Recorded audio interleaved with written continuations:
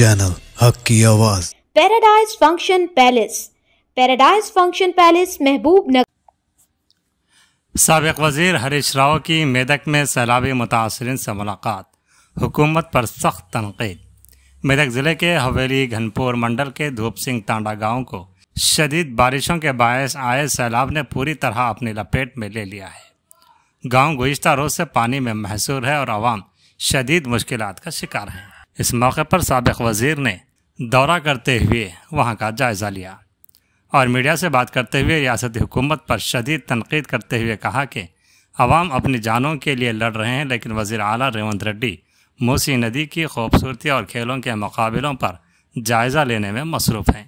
हरीश राव ने कहा कि रेवंत रेड्डी का तर्ज अमल बिल्कुल ऐसा है जैसे रोम जल रहा था और बादशाह बांसुरी बजा रहा था।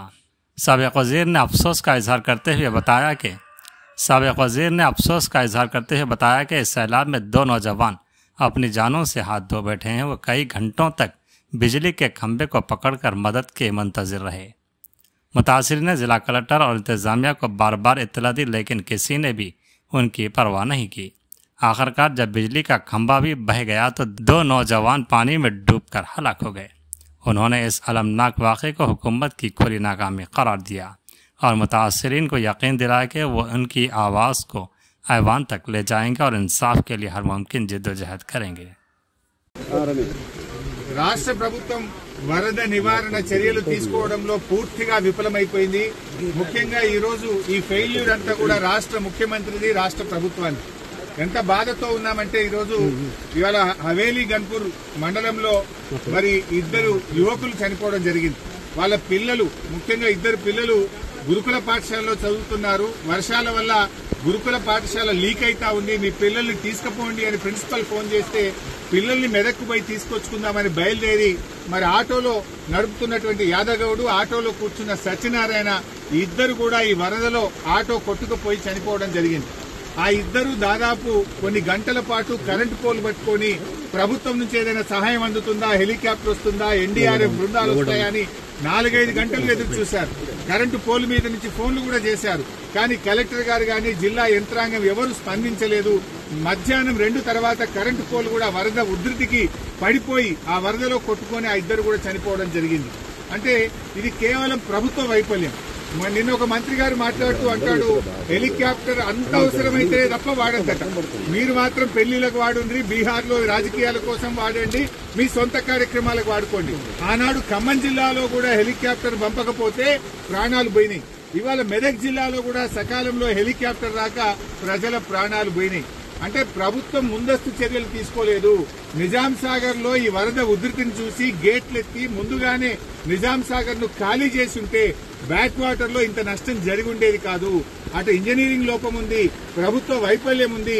నిన్న ముఖ్యమంత్రి గారు ఇంత వరదలు వస్తుంటే వీడియో కాన్ఫరెన్స్ పెట్టి అత్యవసరంగా రివ్యూ చేయాల్సిన ముఖ్యమంత్రి ఆయన మూసీ సుందరీకరణ రివ్యూ చేస్తున్నాడు. ఇవాళ పొద్దున్న లేచి ఆటల పోటీల గురించి రివ్యూ చేస్తుంది. ఒక దిక్కు ప్రజల ప్రాణాలు పోతున్నాయి, తాగడానికి నీళ్లు లేవు. హవేలీ గన్పూర్లో నిన్నటి నుంచి కరెంటు లేక 7-8 గ్రామాల ప్రజలు మంచినీళ్లు లేక వర్షపు నీళ్లను ప్లేట్లలో, గ్లాసులలో పట్టుకొని తాగుతున్న పరిస్థితి ఉన్నది. ఇవాళ రేపు అంటు రోగాలు ప్రబలేటువంటి అవకాశం ఉంది. వచ్చే 24 గంటలు ఇంకా పెద్ద ఎత్తున వర్షాలున్నాయని వాతావరణ శాఖ చెప్తా ఉంది. ప్రజలు ఇబ్బందుల్లో ఉన్నారు. ప్రభుత్వం ఇప్పటికైనా మేల్కొని అత్యవసర చర్యలు చేపట్టి ప్రజలను కాపాడుకోవాలి. ప్రజలకు త్రాగునీరు అందించండి, ప్రజలకు అవసరమైన ఆహార పొట్లాలను పంపించండి, హెలికాప్టర్లను అందుబాటులో పెట్టండి. ఎందుకంటే బాగా తడిచి ఉన్నది, ఇప్పటికే నీటి ప్రవాహం ఉంది. ఇంకా వర్షం ఏమన్నా కొద్దిపాటి వర్షం ఎక్కువ పడ్డా కూడా మరి చెరువులు గాని తెగేటువంటి ప్రమాదం ఉంటది కనుక అన్ని జాగ్రత్తలు ప్రభుత్వం తీసుకోవాలని చెప్పి కోరుతా ఉన్నాం. ఏదైతే పంట నష్టం జరిగిందో ఒక్కొక్క రైతుకు ఎకరానికి 25,000 రూపాయల సహాయం అందించాలని కోరుతున్నాం. చనిపోయిన 2 కుటుంబాలకు కూడా ఒక్కొక్కరికి 25 లక్షల ఆర్థిక సహాయం అందించాలని కోరుతున్నాం. ఇక్కడే పక్కనే ధూప్ సింగ్ తండా ప్రజలు తండాను వదిలిపెట్టి గుట్ట మీద ఉన్నారు. రాత్రంతా కూడా గుట్ట మీదనే ఉన్నారు. వాళ్ళకి మంచినీళ్లు లేవు. ప్రభుత్వం కూడా అక్కడికి చేరుకోలేదు. వెంటనే ఆ ధూప్ సింగ్ తండా ప్రజలు గుట్టల మీద ఉన్నారు. వాళ్ళను కూడా కాపాడాలని, వాళ్ళకి భోజనాలు, మంచినీళ్లు అందించాలని చెప్పి ప్రభుత్వాన్ని డిమాండ్ చేస్తున్నారు. సో ఈరోజు నిన్న 2 ఆ వరదలో కొట్టుకుపోయారు. అందులో బెస్త సత్యనారాయణ డెడ్ బాడీ ఇప్పటి వరకు దొరికింది. ఇంకా యాదగౌడ్ డెడ్ బాడీ ఇంతవరకు దొరకలేదు. ఎన్డీఆర్ఎఫ్ బృందాలను పంపించి వెంటనే యాదగౌడ్ యొక్క మృతదేహాన్ని మరి వెతికి కుటుంబ సభ్యులకు అందించాలని కూడా ప్రభుత్వానికి కోరుతుంది.